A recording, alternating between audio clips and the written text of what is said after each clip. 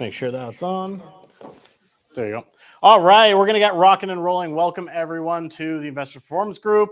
Quick show of hands. How many guys are here for the first time? I think we got a few people. Kathy, welcome.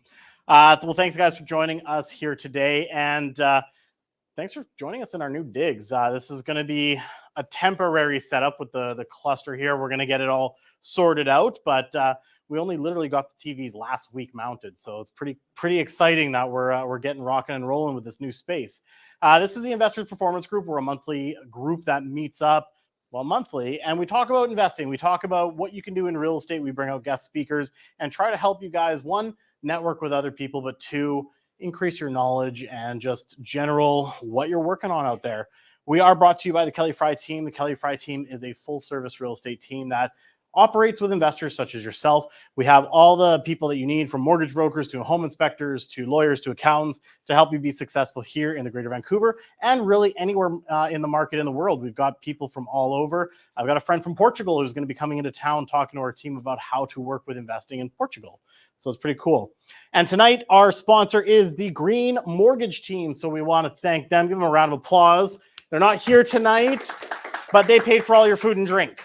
The speaker that we were supposed to have from the Green Mortgage team came down with a nasty cold. When I talked to her on the phone, she could barely speak. So we've rejigged her presentation a little bit. And that's one thing that our team's really known for is resilience in the face of adversity. And so you're going to see how I managed to rejig her presentation today. So we're excited about that. But let's keep things rolling here. So our agenda tonight was supposed to be Ami Arandi from the Green Mortgage team speaking. It's actually now going to be Kyle, but not really Kyle, so you'll see what I mean. Then we're going to have an update about Airbnbs with Kelly, because we are getting very, very close to D-Day when it comes to Airbnb allowances in BC. Then we're going to have a great spotlight with some investors, which is Danny and Vivian. I'm excited to have them speak. They've been clients of mine for quite a long time now, and they've done some interesting things. So we're going to talk to them. Then we have another Tales from the Trench, who's going to be led by Kelly Fry and Shannon, going to be coming up and chatting what's going on with some of their properties out in the Fraser Valley. We're going to go through a market update with myself, and then we're going to have Stuart Ross come up and talk about what everyone wants to know. What the heck is going on in BC with the flipping tax? And then we'll talk about some hot deals. So we also like to have some participation as well. So if you guys have a great aha moment or you want to capture a good photo, every once in a while, I'll pause and pose for you guys. Take those shots, post them online, tag the Kelly Fry team at Kelly Fry team. We'd love to see what you guys are learning and how you guys are feeling about these events. And with that being said, we're going to bring up Ami. No, we're not. So Ami is part of the Green Mortgage team. Again, she is unfortunately sick. She is one of their commercial and private lending underwriting specialists, and she was going to come and talk about commercial financing. She obtained her Bachelor of Business Administrative degree, and she pursued her mortgage broker license and always kept herself up to date about the latest trends in Canadian mortgage industry. Unfortunately, like I said, she is unable to join us. So what we have done here is taken her presentation and a presentation that Kyle did that's basically on the same topic, and we cut it up, put it together, and we actually have a video of Kyle talking about this exact program. So let's play that video. Construction financing, that's actually commercial lending. So we're talking about commercial lending and going through a number of different items with regards to commercial. There's a lot of differences between residential and commercial financing, so I want to go through all those and give everyone a really good understanding of what is commercial lending and how it can apply to you and how you can use it to continue to build a real estate portfolio. So I'll talk about what is commercial, the underwriting and how it's different, residential versus commercial, some of the difficulties that people run into with residential financing, when to go commercial.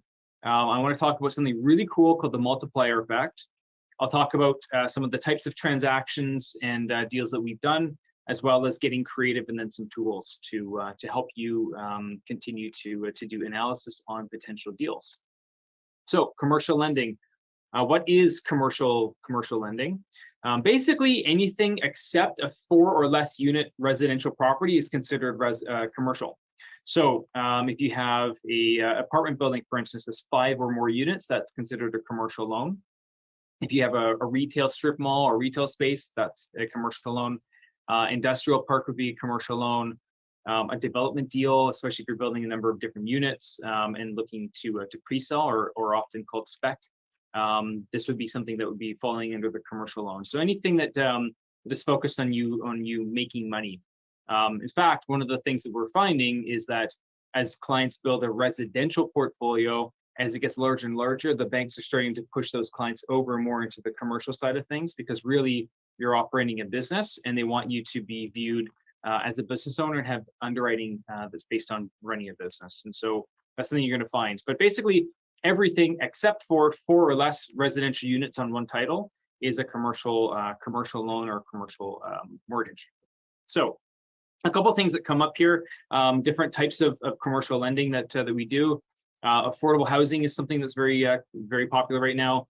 There are CMHC versions of affordable housing. There's also different types of affordable housing. So this is one of the big ones. This is probably one of the biggest trends that we're finding, is that CMHC, one of the largest insurers in Canada and a Crown corporation, is pumping a lot of money into the system to incentivize developers to build purpose-built rental properties. And so affordable housing is a big push right now.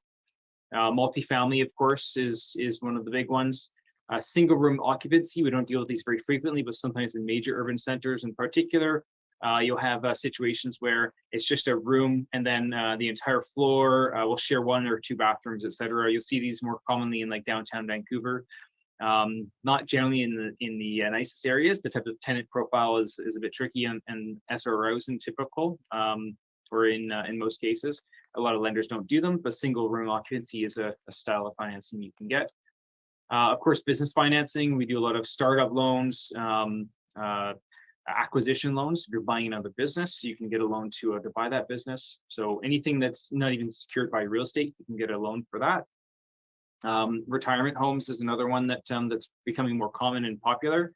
We're noticing a growing trend of people that are retiring and are leaving the workforce and now are looking at moving into retirement homes. So there's a lot of different structures with regards to that, but those are commercial loans if you're looking at that.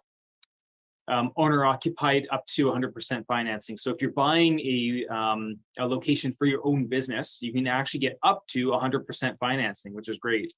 Those are under a couple of different government programs, kind of like CMHC, but not quite like CMHC. But there are some programs that you can get up to 100% financing for owner occupied, so not for investment. But if you're buying an industrial warehouse for your own business because you need to store your widgets somewhere, then owner-occupied commercial lending is possible as long as your cash flows of your operating business can support it. Construction financing, of course, if you're building a number of properties to build or to sell, or if you're building properties in order to just turn them into rental properties, then construction is another option. And one thing that I will touch on is blanket loans or inter alia loans. This is a way of solving a bit of a complex problem that people do run into eventually as they grow a large real estate portfolio on the residential side. There's a way that you can actually blanket bundle these all up under one commercial loan and actually strip all of these out of your off of your personal credit and off out of your effectively your personal name. So this is something that that we do see becoming more of a feature as residential lending gets tighter and tighter. Awesome. So commercial underwriting, it is different than residential. So I want to talk about this DCR, this debt coverage ratio. This is actually how residential lenders or some residential lenders will view your portfolio as you grow your portfolio. So CIBC and TD, for instance, will do this once you have 2 or 3 rental properties on the residential side. On commercial side, though, this is very standard. This is effectively the way that lenders look at it. And so they're looking for a debt coverage ratio of about 1.25. Some lenders can do about 1.2, depending on the lender and the type of financing that you're dealing with. Sometimes different asset classes, however, will require higher debt coverage ratios to accommodate for the risk of that asset class. But here's a quick example. So let's say that you had a property that generated $125,000 a year in income, and the current operating expenses, not including a mortgage, are $50,000 a year. They would reverse engineer the maximum loan amount based off of making sure that the total expenses don't exceed $100,000 a year. So if your operating expenses are $50,000, then they would grant you a mortgage where the payments do not exceed $50,000 per year. Let's say that the operating expenses were $40,000, then they would give you a mortgage of up to $60,000 in total payments per year, because that would be $125,000 a year in income, on $100,000 a year in debt, which is a 1.25 to 1 ratio of income to debt. So that's the way that they treat this, and this, for the most part, is the most black and white part of getting commercial lending. There's a lot of ways where commercial lending can be more flexible, but in general, the income is the biggest challenge, and usually you need to see that there is enough income in order to be able to make a deal work. So we do run into this. However, there is another way that we can treat debt servicing, and that's with rental income, but also a corporate guarantee. And so if we look at rental income in general, they're needing to look at the leases. They usually prefer that. Sometimes they can use market rents if the units are vacant. But in general, they're usually looking at the financials of the existing business and the rent roll of the properties. Now, one thing that comes up a lot is, hey, I'm only getting 50% financing on this property, but I'm going to do all these improvements and I'm going to increase the loan amount. Can the lender give me a larger loan amount now? The answer is no. The lender will only give you the larger loan amount once you can prove that you've already done the work. So they're not going to lend to you based off of future potential income. They're going to lend to you based off of the current income. And then once you've improved the property, then they will lend to you a larger amount based off of the new net operating income of that property. And so it's really important to understand that lenders don't like to give you money up front before you've actually improved it. And this is where a lot of the time, we'll get into a cool concept a little bit later in the presentation, but in general with commercial real estate, a lot of the properties that you're going to look at today will not support a large loan amount, especially in BC, Ontario, and a number of provinces. In fact, we've looked at a lot of loans where the property would only support a loan of 20% or 25% of the value. Yes, you're putting 75, 80% down payment, which is crazy. Not every deal is like that, but some of them are.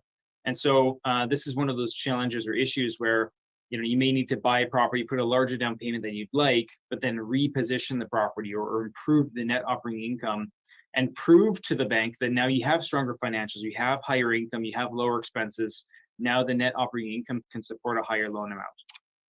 Now there is another method and another thing that lenders can look at too, and that's a corporate guarantee. So it's kind of like if you were buying your first home and maybe you needed your parents to co-sign for that mortgage. And so you had your own personal income and then you had a guarantor. You had parents coming in and they had a surplus of income that could be used in order to support the loan. You can use a corporate guarantee in the same way. Now, traditionally, when you're buying an investment property, they don't like to do this, but sometimes they may make a little bit of a debt coverage ratio exception if you're coming in with a corporate guarantee from another corporate entity that does have positive surplus income. And so this is one of the ways that we can get a bit creative. Now, this is the same way that lenders will lend and give you up to 100% financing for owner occupied, because they're not using income from you renting out the property if you're going to reside in it. They're using income from your company to determine the maximum loan amount. So this is where sometimes we'll see, like just the other day, I was talking to a client who has a office building in downtown Vancouver, and they were able to obtain a very large loan amount because a few of the owners were owner occupiers, and so their personal or their corporate financial statements were relied upon to give them a large loan. But if you looked at that same loan and looked at how much income was coming in just on the rents and the leases and the lease agreements that they have set up with that building, that would not support the same size loan that they already have in place. So this is one of the areas and ways you can get additional financing, is if you're willing to put up a corporate guarantee. Now, there are some weird nuances here with corporate guarantees. The company cannot be encumbered, so it can't already have any debt registered against it as what's called a GSA or PPSA. So it's almost like having a mortgage registered against that company, and anybody else that comes in, even if they're going to grant you something large like a mortgage, requires to encompass that company with the debt. And that basically just means that if you go into default, who's in first position to get all their money back, and then who's in second position. I had a client recently that was getting a commercial loan, and we needed to use a corporate guarantee in order to make the numbers work. But the client had a credit card with one of the major banks for $20,000, and the bank would not release the GSA, it's called, the General Security Agreement, from their company. It took months and months to do that, only for a $20,000 credit card. So something to understand. And if you are a business owner and you're signing on for debt, just read through the documents that you're signing. You may be, without knowing it, you may be offering up full guarantee from that company just for a credit card, which means that it's going to be very difficult for you to go to a separate bank at any point in the future without having those clause removed from that one bank. So just something to keep in mind, but this is a unique thing that can help you get additional funding in the future by using a corporate guarantee. So in commercial lending, you basically have rental income if it's an investment, or you have company income or corporate income, especially if it's owner occupied. That's typically how they're looking at it. So a highlight of what the differences are between commercial, small business, and residential here. The qualifications for commercial are based more on the property. Small business is a bit of a hybrid, and then residential is based on the borrower. So small business, you're going to find, kind of fits a bit of a weird niche where they're kind of straddling the line. They're kind of in between residential and commercial as far as the rates are concerned, as far as the fees are concerned, and all of these details. So some lenders will treat it as a hybrid where they'll use a debt coverage ratio, and then they'll maybe top it up and use some of the borrower's surplus personal income to make the debt servicing work. So small business is actually a division with many of the lenders that we've been using a lot more just over the last probably 12 to 24 months as banks have tightened up again on residential lending. We're finding we can get more stuff done with the small business lenders than we were able to get done on the residential side. So rates and fees are a bit higher, but there's more flexibility there. Now, on the rate side of things, you'll notice that the commercial rates actually have a very low commercial rate here, and that would be typically for a CMHC insured multifamily property. And so technically, if you're buying a multifamily building, 5 or more units, and if you can get CMHC insurance on it, the rates are actually typically lower or around the same as residential rates. And so that's one thing that you want to watch out for. In fact, I think that the multifamily rate might even be lower than 4.79 for CMHC as of today. I'd have to check on pricing on that. But in general, they're just a tad lower than an insured residential mortgage. So something to consider is that if you can get CMHC on a multifamily building, the rates are usually much better. And you can actually get up to a 50-year amortization, which is pretty crazy, and up to 95% financing. But it's very difficult to find a property that can actually service all of that debt.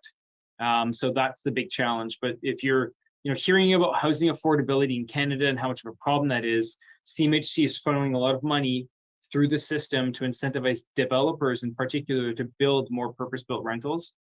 And some of that financing is coming down into the multifamily space where you can buy a multifamily building and get lower interest rates, because the thought is, if you have lower interest rates and lower costs, then you could pass that savings onto the renters. And so we'll continue to maintain rental stock instead of a lot of it converting into condo stock. So in general, commercial rates, however, are usually more expensive than residential. I put in here about 6.25. That's typically what we're seeing most stuff get priced at. Depending on what you're buying, though, we know somebody that's buying a hotel in a small town, and the credit union is offering 7.25%. So rates can definitely go up from 6.25, but a lot of stuff that we see with major banks is getting priced at around 6.25, depending on the term that you're choosing. Small business rates actually vary between the residential and commercial. So a lot of them are closer to the commercial side than they are residential, but sometimes some lenders will treat it very close to residential, and so the rates are only about 0.5% higher than the residential rates. And then for residential, there's actually a really big gap right now between an insured mortgage and an uninsurable mortgage. And right now, an insured mortgage, so somebody buying their own residence with less than 20% down, get about 4.59% on a 5-year fixed. But if you're going with a conventional mortgage, so more than 20% down, most of the major banks are somewhere around the 5.29 to 5.39% range. So pretty big gap there. So loan to value on the commercial side actually varies a fair bit. Is anywhere between 25 and 75% for a conventional loan based off of the loan amount that you're looking at. CMHC can go up to 85%, and under a specific program, even up to 95 or 100%. There is a lot of different CMHC programs available, and so I don't have enough time to go through all the details, but for those that are looking at large multifamily buildings that are needing a $5 million mortgage or more, there are some programs to read up on, and I'm happy to send you some resources and provide some feedback on what is available under the CMHC programs. On the small business side, Generally, most of the lenders are 75%, but a few of them can go up to 80% financing. And then residential, it's pretty common to get up to 80% financing on that side. Lender fees, commercial anywhere from 0.25% to 1%. Small business usually 0 to 0.5. And on the residential side, usually you're not paying a lender fee unless you're going with a B lender or a private lender. And then on commercial side, there are broker fees. The lenders don't pay us for business loans, and so brokers do have to charge in order to shop it around and find a lender that will do it. So usually the broker fee, depending on the size of the loan amount, usually is between 1% and 2%, except for very large loans, in which case you'll see that the percentage usually drops a bit. Small businesses usually again 1% to 2%, and then usually for most residential deals, there's no broker fee, but sometimes if a deal is done outside the broker channel, or if it's done with the B lender, then you may see a broker fee of up to 1%. On commercial, you'll see that appraisals, legal fees, etc., usually are between 5 to 15 grand. I actually see probably more like 10 grand is the starting point right now for all the fees. Small business, usually you can get away with the residential costs on the appraisals and legal fees, especially if it's a residential real estate. And then residential is generally $1,500 to $2,000 with the legal fees and appraisal fee included. And then company names. So commercial and small business lenders will do mortgages in company names. Residential, kind of hit or miss. Usually not with a lot of the lenders. A lot of the major banks will consider them under certain circumstances. Some banks will actually run it through a different division. Like TD has a very small office, I think, in Toronto that handle all of their company name deals for their residential loans, and they do restrict the loan amount to 75% instead of 80%, even under the residential program. So a lot of little nuances there with regards to how to get those deals done, especially in the company name. So that's one aspect that, as complexity grows, doing deals in company names, sometimes that's one of the reasons why people start to do commercial deals, or at least go into the small business side of things. There's one very important thing that I wanted to go over, and I want to make sure that everyone has, if you have a notebook or whatnot, or at least can take really good mental notes. This is probably one of the most important things about investing in commercial mortgages and buying properties like this. And this is what the big players all do, and they all understand this really, really well. I still remember probably about 8 or 10 years ago when I first saw and really understood this concept. It really clicked for me, and I realized, okay, this is what people are doing in the commercial space. Okay, I'm so excited. I'm going to drink some water so I can continue talking. Okay, this here is a triangle, and basically these three things work together. So if you have two of the values, you can solve the third. Okay, and so NOI stands for net operating income, and then you have cap rate, and then you have value. So what a cap rate is a cap rate is a function of what your cash flow would be if you bought this building with cash. So if I go buy a $1 million building, and after my expenses, not including a mortgage, I get $50,000 a year in cash flow, the cap rate would be 5%, because I paid $1 million for it and I'm getting $50,000 back per year. That's 5% of the purchase price or value that I'm getting back in cash flow. Okay. Now, cap rate is basically a market determined function. So some people think, oh, I'm buying this building and I'm going to change the cap rate. You don't actually change the cap rate. The market determines the cap rate. One way to look at this is I feel like a lot of our investors will start to go out and they'll start sending us deals, and they say, hey, look at this deal. It's a 10% cap rate. Woohoo! The cash flow is awesome on this thing. And it is. However, it's also in Tumbler Ridge, and there's one employer in town, and that's the mine. And if the mine shuts down, then your vacancy is going to go to 100% or 80% or whatever that percentage is. So it's important to understand that a cap rate is also a function of the perceived risk of buying in that market and that type of asset. And so you're going to see that in general, retail and office will have a slightly higher cap rate than multifamily will, because multifamily, people always need a place to live, but they don't always need a place to work. And we saw that during COVID, where especially office space and even retail, the income just wasn't coming in. And so this is an important thing to understand. A cap rate is just a really good determinant of what the perceived risk of investing in the market is. So downtown Vancouver might have a 2.5% cap rate right now. And if you go in a smaller market, Like Edmonton right now might be anywhere from a 4.5 cap to a 5% cap.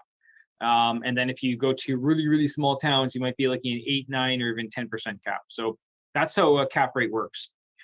Now, here's the thing. If you look at it, if you're buying in a 5% cap rate market, that basically means that every $1 somebody's willing to pay $20 to generate $1 of net operating income. Okay, so the net operating income is your total revenue minus all of your expenses. And so in a 5 cap market, that basically means you, going back to the example of a $1 million building generating $50,000 a year in income, you can also break it down into really simple math here and say, well, in a 5 cap market, that means somebody's willing to pay for every $20 they pay, they expect $1 of net operating income back per year. And normally we use this calculation or function when we're looking at acquiring real estate. But one of the really cool things is you can reverse the way that you think about this. And this is my aha moment, is that if you flip it, if you buy in a 5 cap market and you improve the net operating income by $1, you've improved the value by $20, because in a 5 cap market, somebody's willing to pay you $20 for that $1 of net operating income per year. And so then the objective is to go buy underperforming assets where you can improve the net operating income and therefore improve the value. Because unlike residential real estate, where residential real estate is really determined by just market comparables. So if this house is 2,000 square feet and this house is 3,000 square feet, then the 3,000 square foot home is worth more. Or if it's in a different area where the land is worth more, then it's worth more.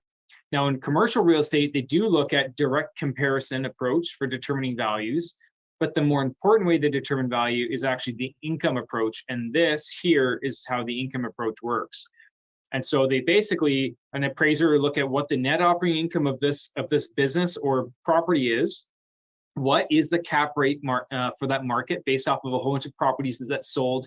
What were their net operating incomes and what was the sale price? And they might say, okay, in that market, the cap rate is 5.25%. They'll look at the net operating income, divide it by 5.25%, and come up with a value. Okay.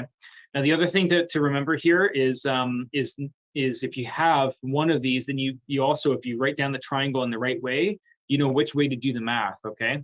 So if you have the value, you take the net operating income and divide it by the cap rate, because cap rate is underneath the NOI.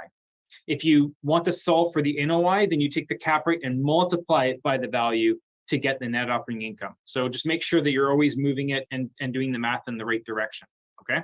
Okay. Not enough boring math stuff. Let's go over an example of one of my aha moments. So I know a company that goes and buys properties down in the US, and they've done this very successfully over the last 10 years or so.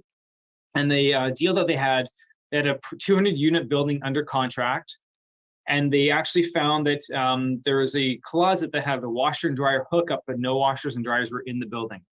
Now, I know that us millennials, we love washers and dryers in our units. I know that you people that grew up in the 70s or 80s when a lot of these buildings were built, washers and dryers weren't as much of a thing, and people would travel to get their laundry done. I'm going to say right now, millennials really, really want laundry inside. They don't like to go to a laundromat and get that done. So they slipped notices underneath the doors and asked who would be willing to pay an extra $50 a month to have a washer and dryer installed in their unit. Out of the 200 people, 100 people said, you know what? Yes, I would be willing to pay an extra $50 a month to have a washer and dryer in my unit. So if 100 people are willing to pay that, that's $600 per year per unit. That's $60,000 extra in income.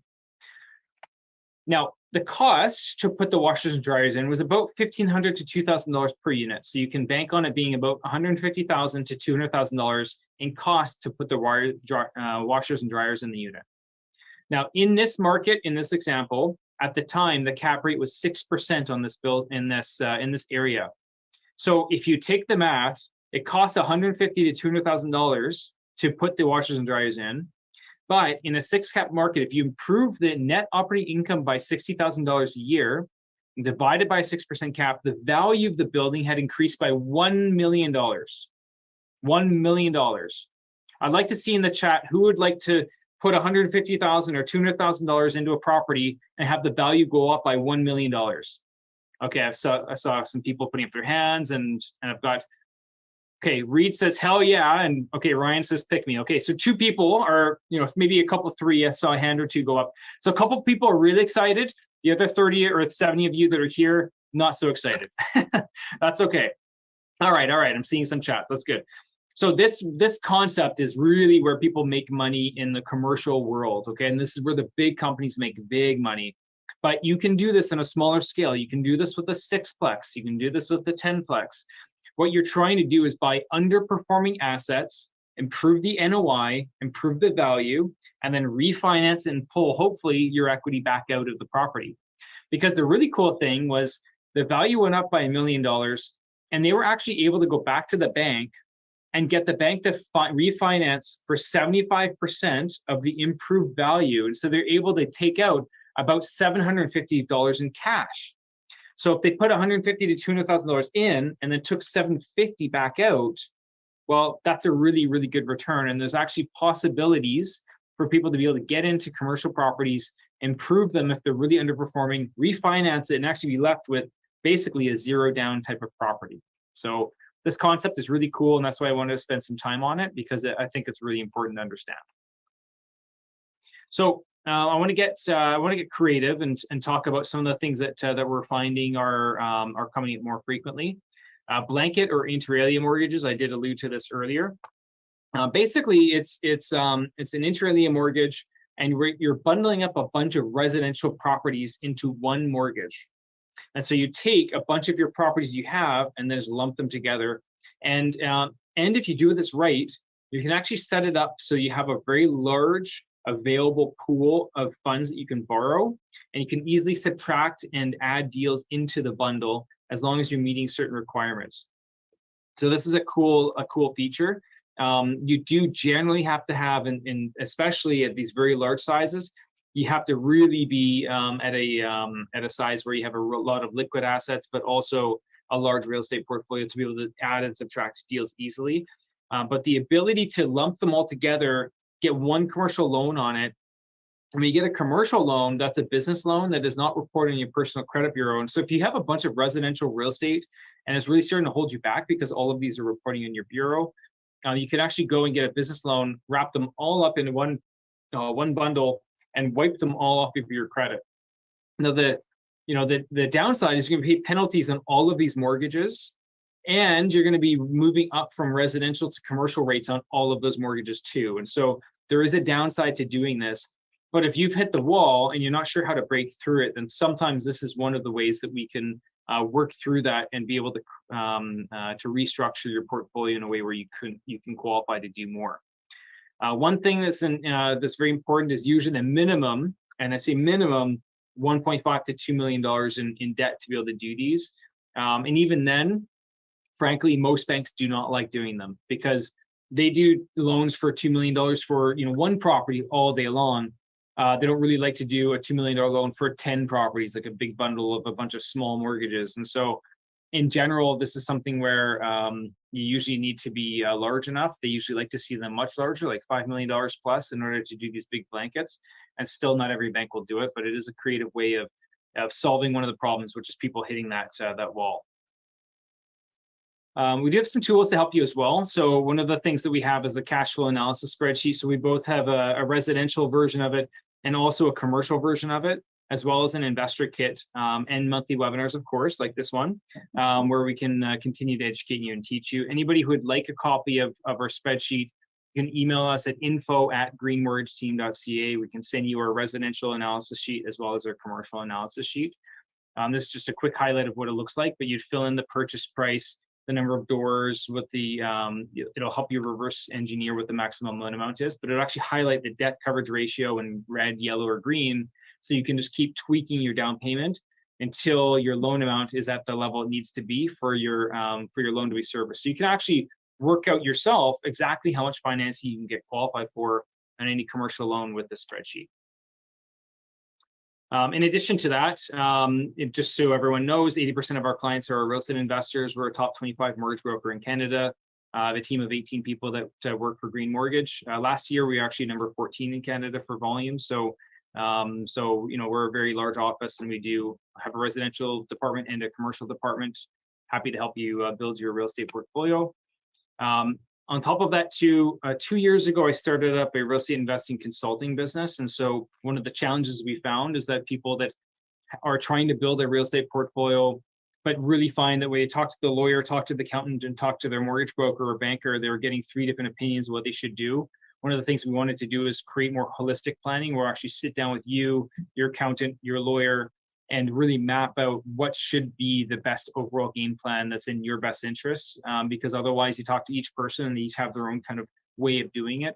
And so we decided to set up this consulting company and start to grow that. And we've created some really cool tools that help that. We're actually really excited because we're launching our first weekend course for Green Wealth, and that's coming up on September 24th and 25th. And we actually just sent out an email out to our client base a couple of days ago on Monday, because we've actually offering for clients of Green Mortgage a 50% off coupon code. So instead of paying $19.95 for it, it's only half that. So it's just under $1,000, and you can bring yourself and a spouse for that price. And so if you're interested in learning more about the event, we have a bunch of great speakers. We have a great accountant, lawyers. We have somebody coming out to talk about private equities. We have Ozzie Jurok coming out to speak. We have Patrick Francie with RAIN. Myself and some of members of my team are coming out to present. And so we're going to be going over a number of different things, probably a little bit too small to see here, but we're going to be diving into essentially helping people create a formulaic game plan of how to get from where they are at today to where they want to be in 5 or 10 years. We feel like that's something that's missing. A lot of people are just going out there and buying random properties, and we want to change that. We want to say, okay, let's actually have you sit down with the lawyer on site, with the mortgage broker, with the accountant, create a formal game plan and know how to review things. And one of the cool things we're going to do at this event too, for anybody that already owns a real estate portfolio, we're going to help show you which properties are overperforming and underperforming in your portfolio. So we're going to go through an exercise of having us analyze that, and then giving you more information to know which properties should you keep and which ones should you sell. So if you wanted more information on the mortgage front, feel free to book a consult with us today. And if you're interested in the Green Wealth event, then email us at info@greenwealthcapital.ca. Or you can always go to our website at greenwealthcapital.ca as well. If you want to learn more, we have a number of different webinars coming up, downloadable spreadsheets, FAQs. And if you haven't received a copy of my book already, Rockstar Real Estate Investing, then you can always email us and ask us for a copy of that. I'd be happy to send it over to you. And other than that, if you have any questions, I'll be here to talk and answer some questions to wrap up the conversation today. So. Well, actually, he won't, but all right. Thank you, Kyle. Now,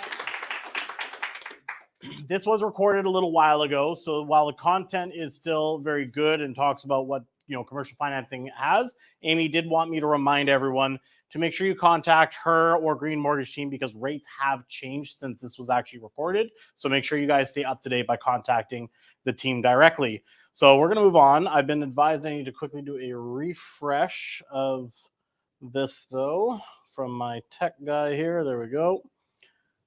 And then we should be able to move that on.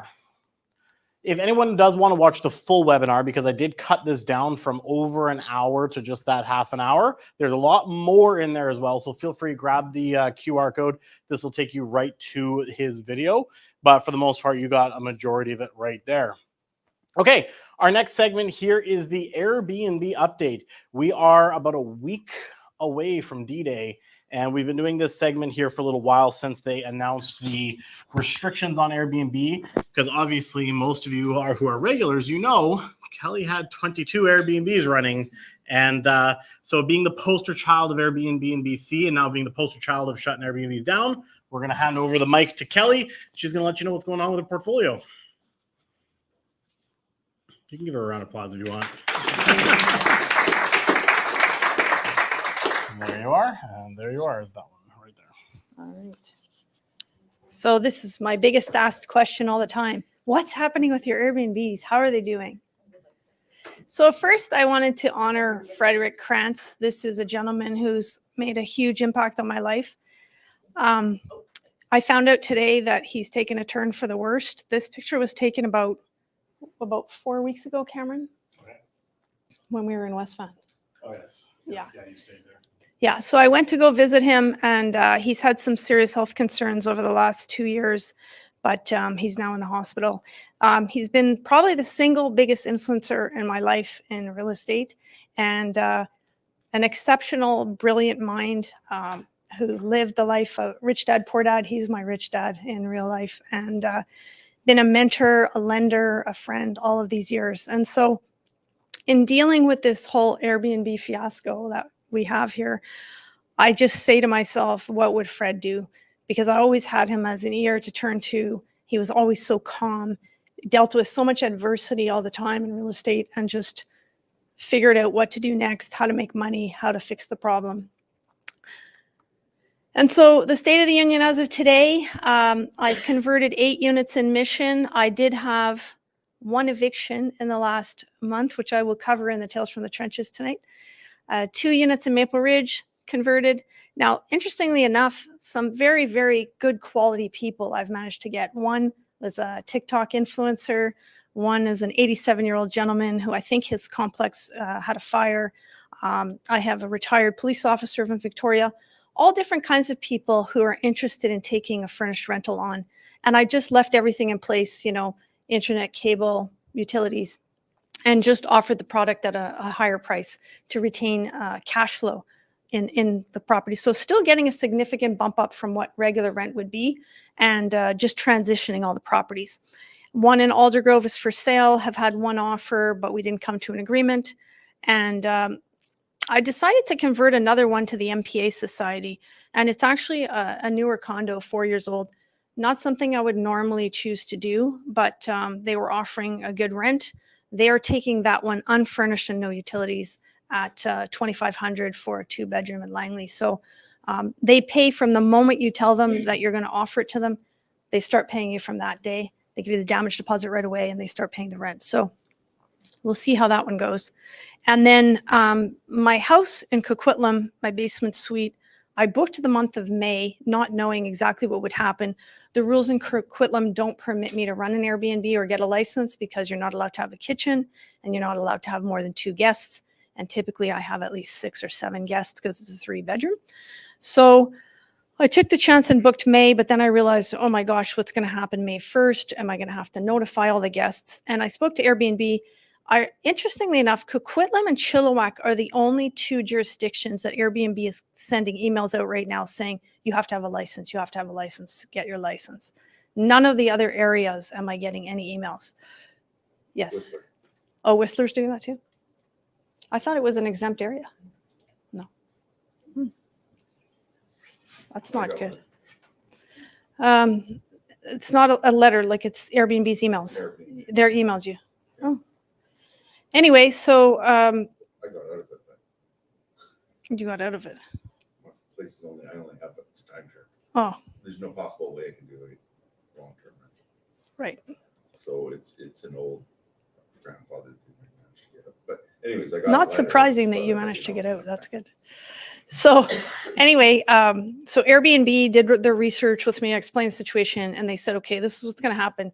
Your listing is going to be hidden as of May 1st. It will be deactivated, but the guests will still be able to stay in the suite. So I thought, damn it, why didn't I leave June and July open?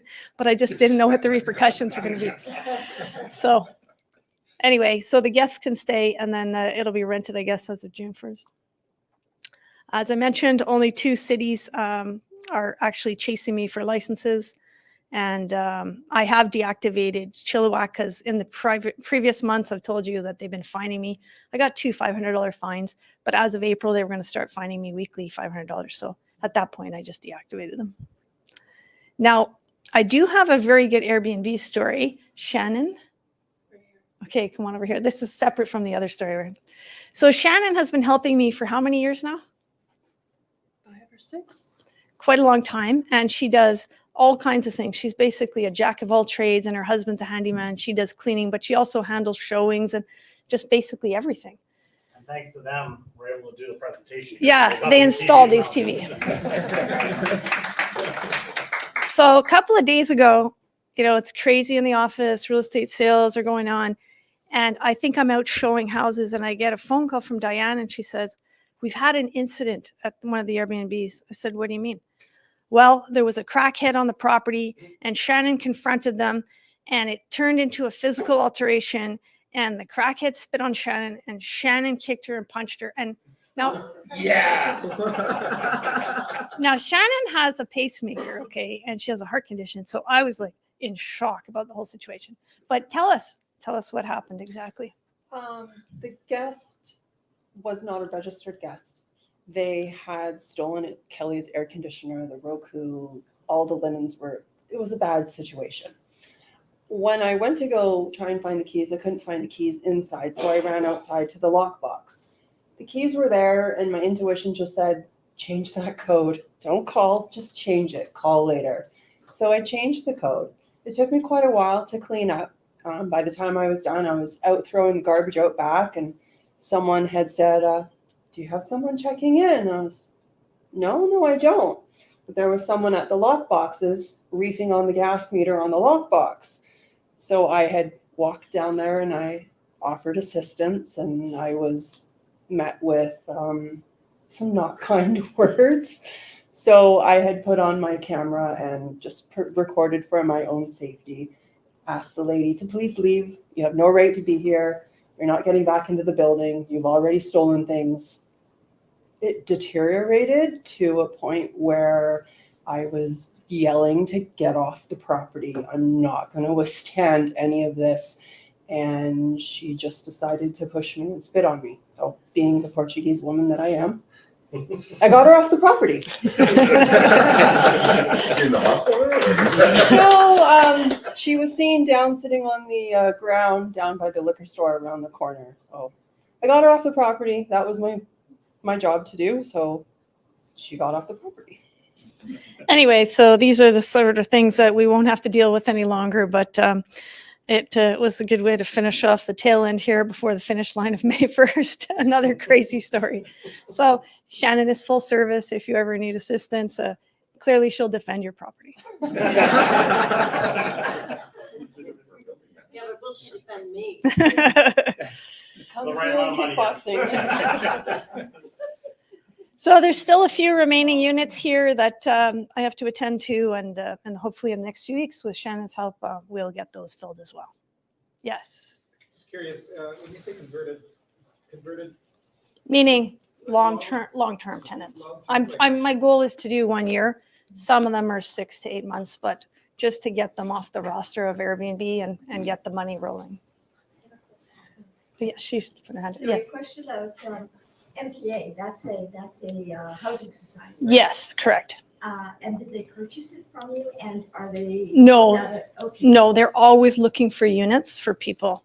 For their clients. Yes. They rented though. Yeah, right, Yeah. I understand that. Yeah, so they rent it from you, and they are your primary client, and then they rent it out to their own clients. They just sign a holding agreement, And they're- and then they bring forth a candidate. And have you had success with those guys? Yeah, when did we start in November? October, November, we started doing some rentals with them. And so far, it seems to be fine. Shannon keeps an eye on the buildings, and Yeah, I've worked with Phoenix in the past, and I haven't had no problems with them, so it's just nice to hear feedback like that. yeah, well, I mean, it's quite nice because, they give you the money right away, and you have it Right. before the end of the month and Yeah. for the next month, and Yeah. then you can call them, 7 days a week if there's a problem. So Terrific, thank you. Yeah. And they market rent? Or- yeah, even a little more depending. Yeah. So are your units furnished that you're trying to rent, aren't they? yeah, Yeah, well, they're all so they're Airbnb. They're all Airbnb. fully furnished, linens, kitchenware, everything. Yeah. And you charge that extra rent because they're furnished. Yes. But there is a significant demand for that market. I've never really tested it to this extent in the suburbs, especially. So, So when you rent it out to the long term, did you do a lease? Just Yes. only a fixed lease? yes. And then no month after? No, it's a month after. So basically like it's like a long term, it's not like a fixed where you can just really do the lease, right? Well, the rules changed a few years ago. We used to do that. Yeah, you can't do that anymore. So sorry, just to summarize the question. So question was it a fixed term and then rolls on to a month to month? In this case, BC law, if you sign a 1-year lease, it automatically rolls on to month, no matter what. So Yeah, we used to have, that was a gray area where we could sign new leases at higher rates. that changed, Yeah. God, 6, 7 years ago. Can you do sublet? On mine? Yeah. I don't, no, according to my addendums, no, but I mean, they would have to ask me. You're tearing the place down. Sorry? I've got a contract with it. They're supposed to move out on a certain date. Yeah. If they don't, I'm tearing the place down. Okay. Excavator shovel right in. Yeah, I mean, you have that option. They can't say it was agreed on when they moved in, though. I think you still do that. So according to I actually teach classes for the realtors out there who deal with this. So according to the RTB, the only way that you can actually have them leave at the end of the term is if you check off there's a list of things that you allow, right? So, the building will be demolished at this time, or I'm moving back in at this time. But I would say 95% of the scenarios you can't, right? Because, if it's a rental property, it's a rental property. You can't get them out just to get higher rent. The only way that you can go around that is if you sign a mutual agreement to end tenancy at the time the tenancy starts for that end date. So you would basically sign that lease and a mutual agreement, and they would have to be out at the end of that mutual agreement time.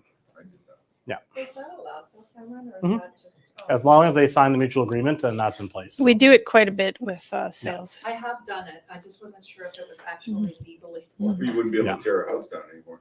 Yeah. As long as they have signed that they mutually agree to end that tenancy and you use the RTB mutual agreement to end tenancy, it's a binding contract. Yeah. Yeah, similar question. So if you sign it at the same time, Mhm. obviously you can come back to you and say that month. Right. Say that sign a 6-month lease. Mhm. The lease, I sign the lease and the mutual agreement to end At the end of 6 months. Yep. on the same day. Mhm. It's still a binding agreement. Yeah, but they can choose not to leave. I mean, I've had that happen. Yeah. The good news is when you go Yeah. to RTB, though, with a mutual agreement to end tenancy, they take that a lot more seriously than eviction notice. Well, you can proceed to getting an order of possession. Yeah. I think. Yeah. But we have a lawyer in the corner over there who's being quiet for a change. All right. He's got a lot to talk about later. All right. Thank you very much. All right. And that is our Airbnb update for today. We'll see what it's like next week. All right. We're going to do our investor spotlight. We've had a lot of great reviews from everyone who's been really interested in this. And this time we're going to be inviting up Danny and Vivian, two of my longtime clients. And this isn't without their gripe. I'm dragging them up here. So give them a big round of applause. Welcome. All right, buddy. Welcome. So I'm going to give you guys this to share between the two of you so everyone on the line can hear. I'm going to move this one just around the other side of you guys and face you. We got a list of questions, and then we'll open it up for a few questions from the public. So I know they wanted to be prepared in advance. They're kind of like Kelly that way. But those from the public, we don't know what they're going to ask. So, all right. First question then. What made you guys decide to start investing in real estate? I'll let you know. Okay, actually, I'll speak to a caveat too. So Vivian actually had cancer over 10 years ago, so she's in the clear. However, she has half a tongue, so I can try to translate if you can't understand her. But basically, there's an accent underlying when she speaks, and so that's probably part of why she's shy of speaking. But sorry, did you say She has a good story, and we got to hear it. Yeah, exactly. Just you guys. So sorry, who's answering the first question? And you can go ahead. Sorry, and what's the question? What made you decide to start investing in real estate? Right. Okay. Right. So actually, interesting enough, so there was I own a business. It's related to the film industry, and back in 2008 to 2013, bad times, and so I got to a point where I didn't know if I could rely on the film industry. I was still continuing the business, but it was pretty dismal, and so it just kind of was in the back of my mind where real estate was interesting because, where I'm in my business, I'm negotiating hundreds to $1,000 in increments. In real estate, you're negotiating tens of thousands, if not sometimes even more, right? Mostly hundreds now. Yeah. So, there's margin to be had in there, and there's opportunity. And so it was of some keen interest. And then it kind of segues into, I think Well, next question is, what methods did you use to educate yourself as investors? Okay, so you got the real estate education with that program, Yeah, Rich and Dad how all that started with, I had a friend who signed up for the free seminar Mhm. back in 2011. I'm like, oh, I hear them on the radio all the time. What is it about? So I signed up, and him and I were just dating for a couple of years at that time. He told me, he goes, what are you doing tonight? I'm going to the seminar. You want to come? He's like, okay. He came. And we were sitting at the very late, as always. And we were sitting at the very last row of the seminar. As always. As always. And then the guy was talking about hosting, system fit, all that stuff that went right over my head. And the guy goes, the first 10 people who sign up will get the free binder with all this information and a whole weekend of education. I turned and I said, I wonder who's the first dummy who signed up. And looked over, this was the first dummy. There's the that first signed up. dummy who signed up. So for me, I never thought about real estate. I grew up in a family that said, go get education, be a doctor, a dentist, an accountant, a lawyer, or work at a government job and get good pension. So that was what I've learned from my parents. And so what is your background then, focusing on what your parents taught you? I'm a structural engineer. There you go. And so, me being the dummy, dummy businessman, I was smart enough to know this. So at this free seminar, that's just a couple hours, they were talking about just high level strategies. And this is before advent of YouTube and internet. And it gets so accessible nowadays. And there's so much knowledge that's being shared. But around that time, I've never heard of these strategies before. Lease to own or rent to own. Buy wholesale, buy and hold is the classic. You hear about fix and flips, but they're talking about strategies and line items and contracts of what when you're making your offers, things like these vendor take backs. These are all things I've never ever heard of. Most people buy houses once in their life and that's it. This is a different mentality where you're structurally offering multiple houses at the same time, and it's not like, and with no penalty or I don't know, no prejudice, or like you just freely offer because you always have a clause to get you out of it, right? Yeah. So these techniques are just completely new to me, and so when they're sharing these just high level over these 2 hours, they were offering this course at the time. For a weekend, $200. You can bring your spouse or colleague or so whoever you want to bring, so a friend, and you can attend, and they'll go in deep 8 hours for the weekend per day on these strategies. Mm-hmm. So I've taken courses like a Salesforce thing. It's $2,000 for the one day. Yeah. So $200 was nothing to sneeze. So anyway, and then of course from there after the it's not $200. No, after the 3 days, they do sell you other course material and the different package levels and such. The way, and it was smart. The idea is it was like a university for real estate. Yeah. And yes, I bought into it, and yes, I actually went into debt to do it.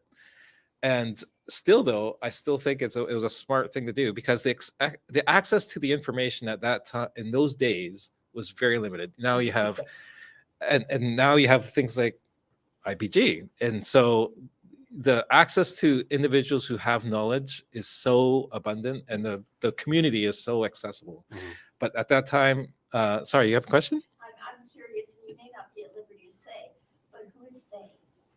The people that offered this seminar. It was Rich Dad Education. This was Rich Dad Education. It was called under a banner of Tigrant Learning at the time, but it was basically a Rich Dad Poor Dad course. Mm-hmm. And the foundation is all there. It's available now very publicly. I think there's lots of guys YouTubing, blogging, and things like that. But I think the key is get involved and get to know and just. Get going. Yeah. I mean, just quick show of hands. How many of you guys have a similar story for getting involved? Yeah, few in the room, absolutely. Yeah. So, it's definitely one of those things, especially if you've been around in the investing side of things, I think for at least a decade. There's still a lot of great programs out there. We're associated with KeySpire, and people get associated with that one. But to your point, there is so much access to info now, and just yourself being able to share that now. You're like the conversations we've had where you brought out some of your employees, right? You're like, hey, I want to help my employees learn this because they can get educated and build for their future and everything. So there's a lot of access to info, but we all have a very similar story on that one. Now, the biggest thing when it comes to a lot of those programs, though, is, while people may have, gone to the $200 weekend and then they do spend the larger amount and do the courses, like many of us in this room, not a lot of them carry forward, right? They spend that money and then it really just is dead at that point because they go back to their day job. They go back to what they're doing. So what caused you guys to actually take action on what you learned, and what did you start investing in when you first got started? Do you want to take this one? Well, our very first property was 6 and 6. A little condo not far from here by the film center. And an old lady passed away, and it was an estate sale. And there's a lot of damages, but nothing structural. So they took the job, Penny and Pam referred me to a contractor, fixed it up, and sold it for, I can't remember, like $100,000 more at the end in 4 months. So, yeah. Yeah, so nice tidy profit there, $100,000 lift. Hey, there's something to this, right? Yeah. So, not too bad. And then when you started going on, what was the strategy that you focused on, and how has it changed over time? Just getting married, so like we were just married when we first started, and then having kids. I just didn't have time to focus on 6 and 6. So I turned a lot of those 6 into 6 and Ho, and then hired property management. Well, I tried property manage one of my properties. After one tenant, I'm done. So I hired property manager from that point on. And most of our stuff are rent and hold, managed by property manager, and then managed the property manager. Yeah, absolutely. And I remember when it was started, there was the idea of maybe we're going to flip this, but then the rents at the time were really good as well. So that's where focusing on multiple exit strategies came into play as well. And you started doing that before the term BRRRR was kind of like what everyone is using, right? It was the concept of flip to yourself back then, right? Yeah. You were able to pull out some equity out of that after the reno and then hold it for longer terms, right? Yeah. Some of them I went back and got refinancing, working with Power a lot as well on a lot of our purchases, and get refinancing and get some equity back. Actually, just speaking way back and thinking about this first experience is that something we learned from that purchase, and we didn't, again, we're sort of new to it. And one interesting aspect was that as we were flipping it, we kind of knew that the property would take off because it was right where the green line. Yeah, Evergreen line. And Evergreen line. It's Evergreen line. Sorry, thank you. Evergreen, I can tell I don't take SkyTrain. So it was right at the end of the Evergreen line, but it wasn't open money yet. in real estate, you don't need to now. And the property, you can it's like the property unit was so big. It was like almost 1,000 square feet. 1,000 square feet. And it's like really spacious. You don't see this kind of floor plan anymore. As you knew that this had high potential. But the unfortunate part is, it was definitely good for fix and flip because as an estate property, I don't know what she passed away with, but like you could look around, it looked like she had either a bird or a ferret or something. Was like there was like it's just damaged or pockmarked everywhere. And so anyway, the kids didn't know what to do with it, and so we bought it for a good flip. But the thing was the strata. It wouldn't allow rentals at the time. Yeah. So at the time, it wouldn't allow rentals. So it's now it's like, oh, next time we should definitely look into see if we're allowed rentals in the unit we're buying, right? So and that's how you continue to grow and learn as well. Right. As you see these things, right? Yeah, exactly. We don't have that problem anymore. That's gone now. So one of the few things that actually worked out in our favor as investors. Now, obviously, investing is not without its risk. So you probably have one deal that stands out in your mind as probably one of the best deals you've had, and probably one that didn't work out in your favor. So what was one of your best deals, and what was one of your worst deals, in your opinion? I actually can't think of one best deal that stands out, but any deal that makes money is a best deal. Anything that didn't lose my pants is a best deal. But one of the worst deal I would say is very early on, we had a fix and flip property in Lausanne and hired a contractor. Although he was seemed very trustworthy, but at the end he took some of my money and ran away. Turned out who was him, and I think Kelly knows this contractor I was talking about. Yeah, so that was a big lesson learned. Yeah, so that probably, my book. Okay. Yeah, I think as far as say some of the better deals, I think a lot of people go, oh, I can't afford this, that, and the other thing. The way to think about it, I think, is to look farther. So one of the properties we've done really well in is just go farther out. Like, it might not be close, and again, you have the advantage if you definitely use a property manager, but just buy farther out where you can afford and just get in, because it just by the nature of Vancouver, they say in real estate you shouldn't count on appreciation, but in Vancouver you kind of need to. You count on it. So, and then the farther you buy out and the earlier you get in, your opportunity will grow. Well, we started working together and we started going out to Mission a lot, right? We bought a few properties together in Mission, and back then people were telling me, other realtors, and I mean, I'm from Alberta, and I was like, hey, prices out here are kind of in line with Alberta at the time, and the rents are great. So I started bringing all my clients out there, and people kept telling me, what are you doing bringing clients out to Mission? Nobody lives in Mission. And I think you guys have done pretty well in Mission over time. Yeah, right? just imagine, I think we purchased property that was sub 500 back then. Yeah. So, and you look at prices there now. So just, sub million now. So not too bad. Now, what do you think sets you guys apart as investors from maybe other people out there? Speaking for myself, I think my positive attitude. So if I lose a deal, oh well, move on, next. Like, what next? I don't let any of those negative things drag me down. Yeah, awesome. I guess for myself, I guess just outside the box thinker, business owner. So I've been feeding mouths since before I had my own kids. So just you gotta get creative. You know what, the other thing is this kind of like a mantra I've been kind of adopting recently. So I'm from the movie business, so I can't help but quote movies. But Terminator 2. Do you remember the very ending? What she says there? I just remember I'll be back. Terminator 2. She says, "Fate is not set. You make what you create." And so you have to set forward your own destiny. If you want to be in real estate, you can't wait for it to come to you. You have to make your own opportunities. That's what he said. That's what he said. So obviously, Greater Vancouver has not been without challenges, especially in more recent years.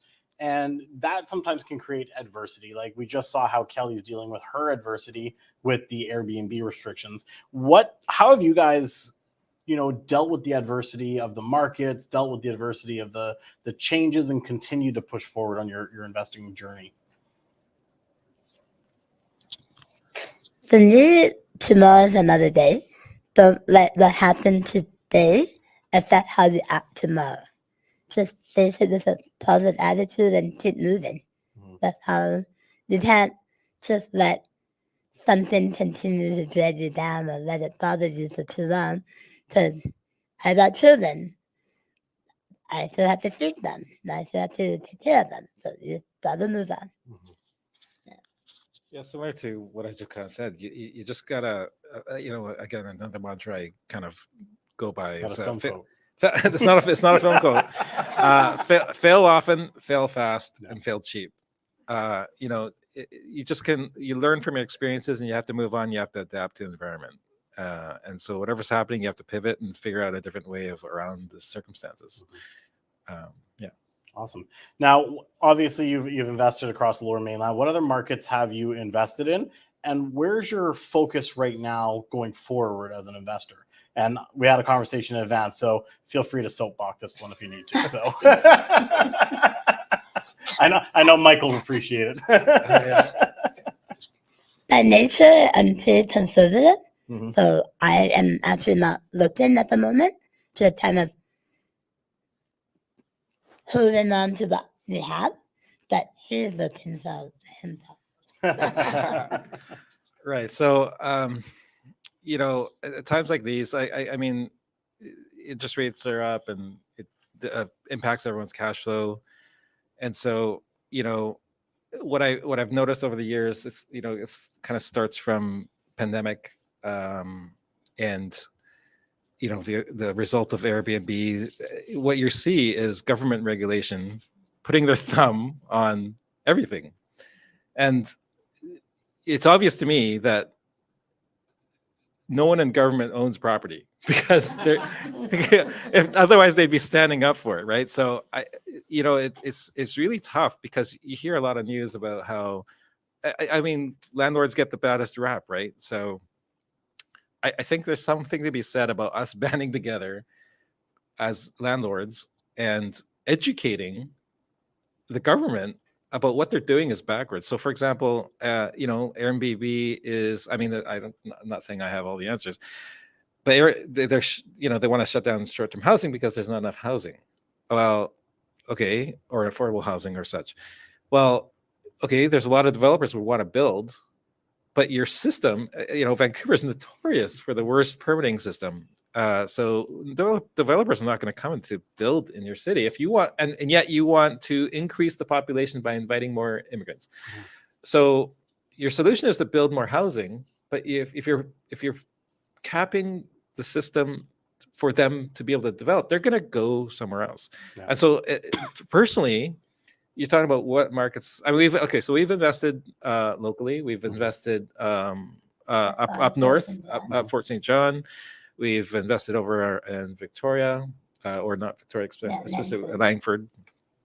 We've invested in stateside, Phoenix proper mostly. But at this point, when I see these governments, including U.S., like in the developed countries, so the new soapbox I'm looking at is go where your money will treat you best. Mm-hmm. And to me, the trend is the government putting their thumb on everything and making new rules and regulations that control the investments. You're just driving the money out of your country, or city, and so. Yeah, so exactly. I'm highly interested in this. I'm looking at other markets, Mexico, and then even other opportunities, even outside of real estate. But real estate's obviously a good vehicle. But you'll have probably better opportunities. I'm really looking into this. It's early stages, but for any of you interested, look up something called the Nomad Capitalist. I'm highly interested in it. I'm like this far away from like getting a consultant to dig into it because this is where we get into second passports and a totally different conversation. But and other opportunities. Whole other day. Exactly, it's a whole other day. But that's kind of where my heart and thoughts are. Right. It's the current status quo of the government, more or less, is not treating our money the way we want it to be. So why give it to them? Yeah. And I like what you said there too. And we had the conversation in advance is that, we need to, as landlords, it's the loud minority that gets heard right now. Right. So everyone's screaming for this, that, and the other, the housing and whatever. But we as landlords are the ones who are being punished for it. So, and most people are just kind of like, okay, here's the new rules, got to deal with it. Instead, as investors, as landlords, as developers, as flippers, as a community, we need to have our voices louder, right? So, starting with groups like this and making sure everyone's on the same page and educating, then going and explaining it to your friends who maybe don't understand what the reality of what's going on. The more you can spread that word, we have the ability to make change through our votes, right? The current government doesn't have to stay in power if we get enough people who understand what the root cause of all of our housing crisis is. And it really boils down to supply and demand, right? We have too much demand with everything from, immigration policies and everything else, and people just want to own properties. It's how we've been raised, is to buy property, and they should. But at the same time, we're stifling the demand, right? And we're going to talk about the market in a little bit after this. But so definitely get out and educate people. Yeah, I mean, just even talking about demand, the fact that we've been successful in Airbnbs, it shows you there's demand for it. Even ourselves, as we don't want to pay for a hotel for 6 of us to stay at for a week long. But now you're talking about you're pushing away people that are willing to invest money into your city that would bring outside cash into your city. Yeah. But now you're pushing them away because the opportunity is gone. Totally. So it's all backwards. I can talk about it all day. Totally. You and me both. So let's jump off our soapbox now and let's kind of wrap up. We got 2 quick questions. One, what would be the best piece of advice you could give to someone who's just starting out? If they're brand new watching this or in the room and they've never bought their first property, what's that piece of advice?